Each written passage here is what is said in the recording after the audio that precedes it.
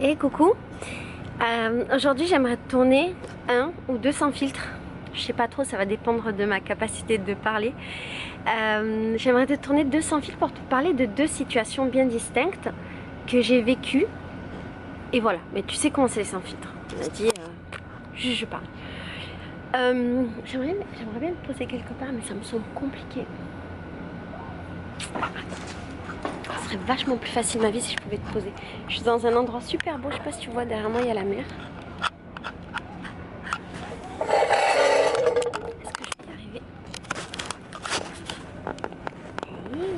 Peut-être énorme. Attends.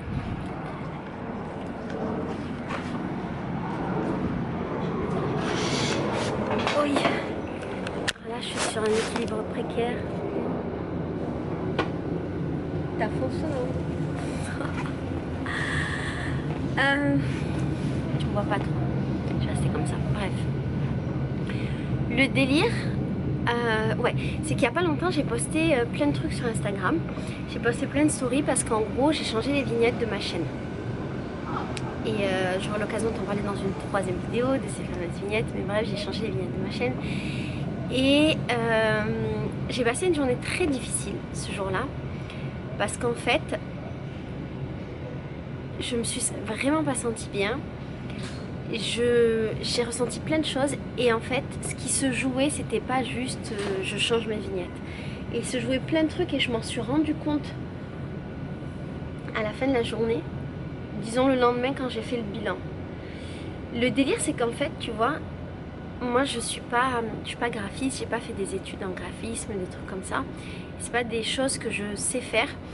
Et du coup quand je suis face à un truc où je dois faire du graphisme, et ben c'est toujours ultra compliqué pour moi. Parce qu'en fait ça me demande un effort beaucoup plus fort que pour tout ce que je dois faire d'autre. Et ça me renvoie à quelque chose en fait qui est le fait que je sais pas en faire. Et ça va plus loin que ça, ça me renvoie à une incompétence, à un manque de quelque chose. Et généralement ça se termine dans les pleurs et ça se termine où je me sens une grosse merde. Et c'est un peu ce qui s'est passé quand j'ai eu ce truc là. Je me sentais la fille la plus nulle du monde de pas être capable de faire quelque chose que d'autres savaient faire parfaitement. Et en fait, ça m'a rappelé d'autres situations dans lesquelles je pensais comme ça, tu vois. Par exemple, moi, donc pour situer, moi j'ai un master de droit international public. Je me suis spécialisée en droit humanitaire. Et quand j'avais 22 ans, à la fin de mon master, j'ai ouvert une société et j'ai arrêté mes études, qui étaient finies d'ailleurs, j'ai arrêté mes études. Et à partir de là, j'ai toujours eu des sociétés. Et en fait, pendant tout le temps où j'avais mes sociétés, tout ce que je faisais, le moindre truc en fait que je faisais dans ma société, d'un point de vue administratif, d'un point de vue graphique, d'un point de vue de gestion, de tout, le moindre petit truc, il fallait que je l'apprenne par moi-même et que je l'invente. Je suis très autodidacte dans beaucoup de choses et il fallait que je l'invente.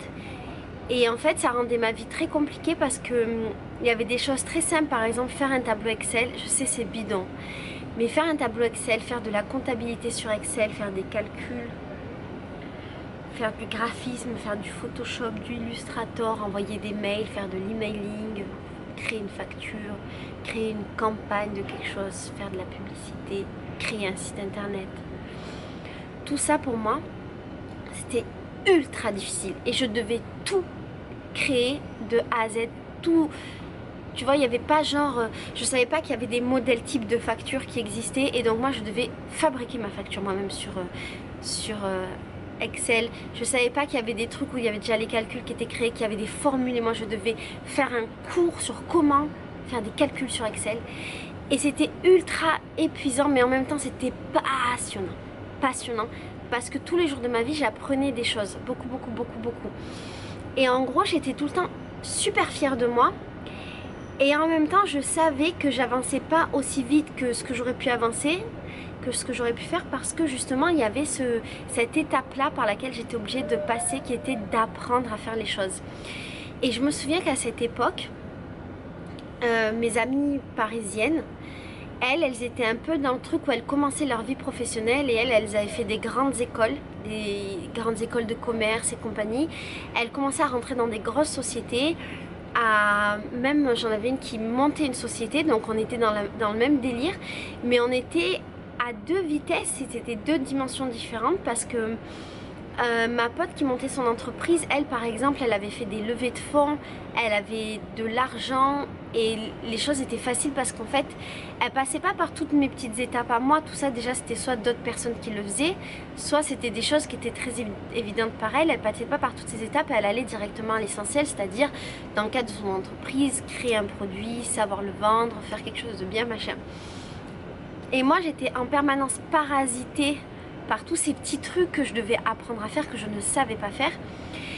Et je me souviens que dans nos soirées parisiennes, quand j'étais chez mes amis, je me sentais très souvent, quasiment tout le temps, en dessous des autres. Et c'était assez difficile pour moi à vivre parce que quand je les écoutais parler de leur école de commerce, de ce qu'ils savaient faire, de leurs entreprises, de machin, et ben j'avais ces deux sentiments. J'avais le premier sentiment en mode oui mais moi je me suis faite toute seule, le moindre euro que j'ai mis dans ma société j'ai dû travailler pour le mettre.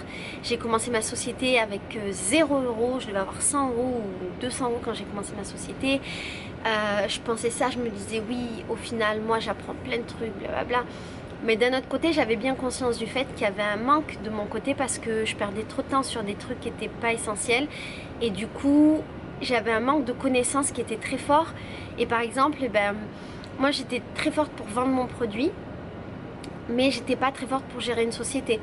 Alors que mes amis qui avaient fait des écoles de commerce, eux ils étaient très forts pour gérer une société et ils savaient aussi très bien s'entourer et ils avaient déjà toutes les armes en main en fait pour faire ça. Et ils étaient aussi très forts pour vendre leurs produits.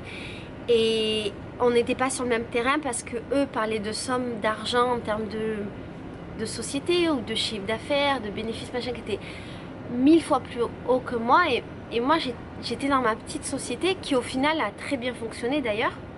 Ma première société a très bien fonctionné, avait un très bon chiffre d'affaires, mais et si jamais ça t'intéresse je t'en parlerai dans une vidéo plus détaillée, mais ma société a fait faillite parce que moi je savais pas gérer une société, je savais pas gérer de l'argent et que je savais pas bien m'entourer et il y a plein de choses que j'ai très mal fait dans ma société.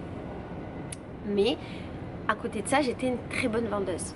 Je savais très bien vendre mes produits. Bref, je me sentais toujours... comment on peut dire ça? Comment on peut dire avec des bons mots? Je me sentais une merde. Je me sentais toujours au-dessous des autres en fait. Et c'était hyper difficile à vivre pour moi.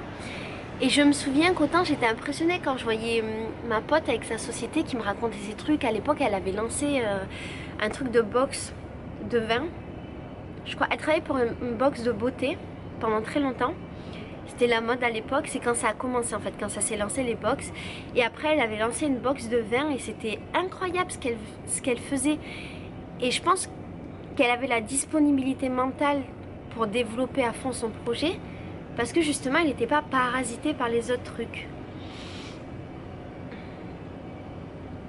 Et ensuite j'ai eu des commerces avec Farid, on a eu des magasins de téléphone et des magasins de réparation, un bar et compagnie. Et là c'était un peu pareil. J'avais l'expérience de ma première société qui a duré 6 ans je crois. J'avais l'expérience de ma première société, j'avais l'expérience de Farid et de ses frères parce qu'on travaillait en famille. Mais il y a beaucoup de choses que j'ai dû apprendre par moi-même, créer, machin. Et je pense que si j'avais fait des études là-dedans, et ben ça aurait été plus vite. Et en fait, en vérité, c'est la même chose pour YouTube parce que les gens qui font des études dans les médias, qui n'existaient pas de mon temps, d'ailleurs ces études-là, sur les réseaux sociaux n'existaient pas, mais les gens qui font des études comme ça, quand ils arrivent sur YouTube, ils sont super armés, ils sont capables de faire directement des belles vignettes parce qu'ils savent ce qu'ils mettent, ce qu'il faut faire. Par exemple, pour faire ma vignette, j'ai été aidée par plein de meufs trop mignonnes d'Instagram et aussi une meuf qui vivait chez moi et qui a fait des études là-dedans, de design je crois et de trucs de médias, et elle m'a dit directement, alors il faut que ce soit comme ça, que le texte il soit là parce que le regard des gens il va là, il faut que ce soit... Enfin, elle savait en fait comment ça fonctionnait, elle avait les règles et moi j'ai pas les règles en fait. Parce que j'ai pas fait ça. Et les gens qui arrivent là, ils ont les règles pour faire une bonne miniature, un bon titre, un bon contenu, une belle image, un truc propre. Après, bon, pour moi c'est un peu trop, ça correspond pas à ce que j'aime et ce que je fais, mais je trouve ça hyper intéressant parce que tu arrives en ayant toutes les clés de compréhension pour que ça fonctionne et t'as pas besoin de galérer. Et alors mon parcours à moi, c'est un peu un parcours où j'ai galéré parce qu'au final j'ai fait des vidéos et j'ai expérimenté plein de choses tout le temps. Et des fois ça marche et des fois ça marche pas. Je pense que j'ai un beau parcours sur YouTube, je suis très fière de moi et de ce que j'ai fait. J'en ai parlé dans plein de vidéos, je suis très fière parce que au final j'ai toujours fait ce que je voulais moi et uniquement ce que je voulais, sans me préoccuper justement de ce qu'il fallait faire. Mais en même temps j'ai bien conscience du fait que il y a de très fortes chances que je sois passée à côté de plein d'opportunités, plein de choses. Peut-être qu'il y a de très fortes chances pour que ma chaîne ne se soit pas développée comme elle l'aurait pu.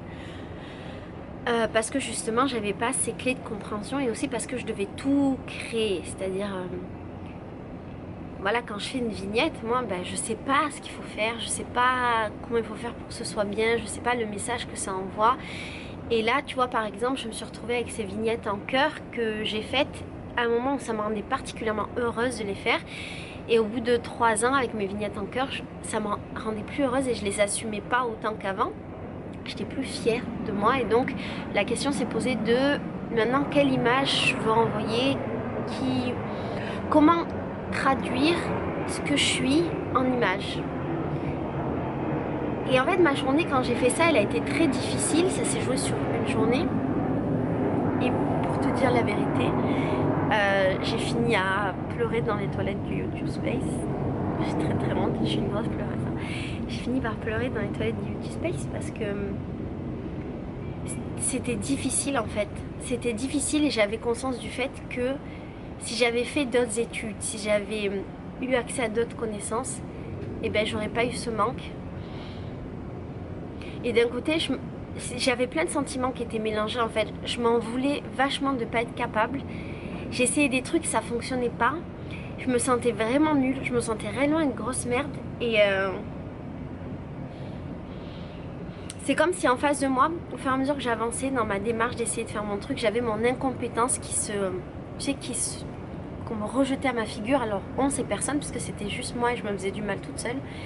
Mais je me rejetais cette incompétence et c'est ultra difficile pour moi. Je pense qu'il y a des questions de légitimité dedans, de est-ce que c'est ma place, est-ce que c'est pas ma place. À un moment donné, je me suis posé des questions du genre oui, mais est-ce que je me suis pas gâchée toutes ces années en ayant fait des vignettes qui peut-être correspondaient pas à ce que j'aurais dû faire. Est-ce que j'avais une culpabilité en fait. Voilà, je crois que c'est ça, je viens de réaliser maintenant. J'avais une grosse culpabilité de pas savoir et de pas être capable. Cette culpabilité, je l'ai tout le temps quand je suis face à ce genre de situation et je l'ai aussi tout le temps quand je suis face à du graphisme parce que c'est le truc que je déteste le plus et où je suis la moins compétente. Et je me sens coupable de ne pas être capable de faire quelque chose de simple que beaucoup de gens savent faire.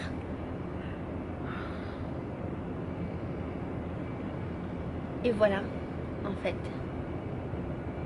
Alors je sais, vous allez être plein à me dire oui, mais on peut pas tout savoir faire, nanana. Peut-être pas d'ailleurs, peut-être vous allez pas être plein à me dire ça. On peut pas savoir tout faire, on peut pas machin, oui, mais en fait non. Moi j'accepte pas. Il y a plein de domaines où j'accepte de pas être compétente, mais disons que quand j'estime que je devrais censé savoir faire un truc pour faire ce que je fais, mettons pour ma chaîne YouTube, pour mes objectifs, pour ma chaîne, mais je supporte pas de pas être capable. Et ça se finit réellement toujours dans les pleurs. Au final, souvent à la fin j'y arrive. Disons, ce gros moment de remise en question, ces pleurs et compagnie, très souvent c'est un moteur pour que j'y arrive à la fin. Donc c'est plutôt chouette. Mais je passe beaucoup par cette étape-là. Je sais pas trop hein, ce qui se passe dans ma tête réellement à ce moment, je sais pas trop. Tu sais, il y a un peu ce truc où t'as pas accès à des choses. Pourquoi j'ai pas eu accès? Je sais que quand j'étais avec mes potes là qui avaient fait les grandes écoles de commerce, ben, je me sentais beaucoup comme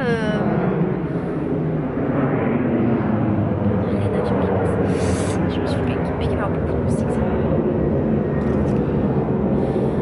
Disons que j'avais un espèce de complexe d'infériorité, c'est exactement ça le mot. C'est exactement ça, putain, tu m'as permis de me rendre compte. En fait, dans ces moments-là, j'ai un gros complexe d'infériorité qui est très difficile à vivre pour moi. Et quand j'étais à Paris dans ces situations, c'était exactement ce complexe d'infériorité qui fait que je me sentais mal. Et je me sentais un petit peu toujours comme la meuf, la petite arabe qui vient de quartier et qui n'a pas fait des grandes écoles et qui n'avait pas les moyens de faire des grandes écoles. Et je suis toujours un peu partagée entre ça et en même temps être hyper fière de mon parcours parce que je viens d'une famille pauvre et que j'ai fait de longues études et que j'ai fait plein de choses dans ma vie de ouf. Et très certainement mon moteur c'était le fait justement que j'avais pas d'argent et que j'avais pas d'accès et qu'il y avait beaucoup de choses qui étaient difficiles. Et encore pour moi ça l'était peut-être moins parce que j'avais certains privilèges. Mais disons que voilà, c'est exactement ça. On va rester sur ça parce que c'est exactement la conclusion de cette vidéo et là où je voulais en venir sans le savoir, c'est que dans ces situations-là, je sens un complexe d'infériorité qui vient du milieu duquel je viens, qui vient des opportunités que j'ai eues, mais surtout des opportunités que je n'ai pas eues. Et quand il y a quelque chose que je ne suis pas capable de faire, et ben ça me renvoie ce gros truc en pleine figure et je me rends compte que j'ai pas pu faire certaines choses et que peut-être j'aurais pu les faire. Et quand j'étais à Paris justement, quand j'étais avec tous ces gens, ben, je regardais autour de moi et je voyais beaucoup de gens qui avaient eu des facilités dans la vie du fait de leurs conditions privilégiées, ce qui est pas mal, c'est très bien pour eux. Et j'étais souvent avec des gens ben, qui avaient des parents qui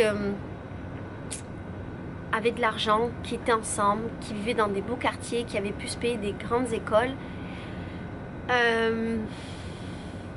qui avaient accès à des trucs que moi j'aurais jamais pu imaginer. Par exemple faire une levée de fonds, avoir des gens qui te donnent de l'argent comme ça, c'est un truc, quand ma copine l'a dit, enfin pour moi c'était un peu surréel en fait, c'était un peu un truc des films. Et ça me ramène aux vidéos que j'ai fait sur les barrières mentales. Je pense que selon le milieu duquel tu viens, tu as des barrières mentales plus ou moins fortes. Oi, tudo bom? Como você tá? Será que a gente tá trancado? Tá tudo bem? Você tá bem? Tô ótimo, e você? Tá gravando um vloguinho aí? Sim, eu tô falando de uma coisa em francês. Não tá passando calor, não? Não, tá tudo bem. E tem mais calor, mas tá tudo bem. É? A gente tem que até marcar com você de você participar desse quadro que eu gravo aqui. Que é Sim. bem legal, é o Sim. seu lado mais nerd. Se um dia você acha que seria bom, eu quero. É, eu vou pegar o seu contato com a Ju. Sim. E daí a gente marca um dia que você puder vir. E se tem uma coisa que você queria falar no meu canal francês, você tá Ai, sempre meu sonho é bem-vinda. aprender francês. Ah, então vamos pensar. A gente pode de repente falar da Bela e a Fera. Não sei como é que é o seu canal. O que você ensina as pessoas a falar francês? Como é que Não, na verdade no meu canal todo dia vou colocar um vídeo pra falar de uma coisa, mas pode ser toda coisa, porque todo dia tem um vídeo. Ah, que legal. Sim. Não sei se você quiser falar da Bela e a Fera, porque é uma coisa Da tipicamente que? francesa. A Bela e a Fera. La Belle, la Bête. Sim, vamos Se falar você disso. quiser, porque é francês e é uma coisa que eu gosto Sim, muito. isso, então vamos fazer isso. Vou comer aqui rapidinho, que Tá. daqui a pouco eu tô com perdão. Tá, bon appétit. Vou te ver. Pardon. Oui, du coup, je disais que c'était exactement dans ce moment-là que je me sentais particulièrement comme avec ce complexe d'infériorité, pas à ma place, et que je sentais qu'en fait j'avais pas eu ces opportunités qui me faisaient penser que je pouvais faire des choses, tu vois. Voilà, c'est ce que je voulais dire aujourd'hui. Beijo, beijo. Oi, tudo bom? Não, tá tudo bom. Ah, já acabei. Beijo.